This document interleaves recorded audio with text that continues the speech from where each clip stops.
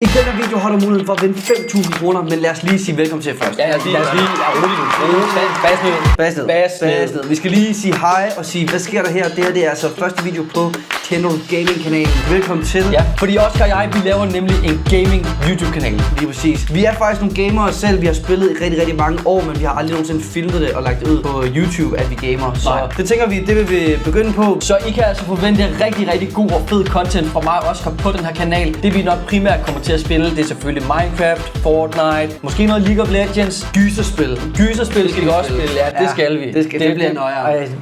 Jeg ved faktisk ikke, hvad jeg kan, bro. Nej, jeg kan heller ikke. Men vi er nødt til det jo, altså. Ja. Og vi kommer selvfølgelig også til at spille en masse andre spil. Så hvis du har nogle forslag til, hvad du godt kunne tænke dig at se os spille, så skriv det ned i kommentarfeltet her. Så kan det være, at vi tager dit forslag op i en eventuel gaming video i fremtiden. Lad os komme til sagen, fordi du har nemlig mulighed for at vinde 5.000 kroner på den her video her. Og hvad skal man gøre for at vinde? Du skal abonnere til Kender du Gaming, altså den her kanal. Og så skal du altså skrive ned i kommentaren på den her video, hvad du godt kunne tænke dig at bruge penge på, hvis du vinder. Vi finder vinderen, når kanalen her den runder 10.000 abonnenter. Så går vi altså igennem jeres kommentarer og tjekker, om I har abonneret og kommenteret videoen. Og så finder vi altså en random vinder derefter. Held og lykke derude. Subscribe til kanalen, hvis du gerne vil støtte vores nye gaming kanal her. Indtil længe kommer vores første gaming video op. Så hold jer opdateret på kanalen her og vær klar til at se Kender du Gamings første gaming video. Sådan der. Og så er der ikke mere tilbage at sige for nu, end at vi ses bare i den næste video. Vi ses.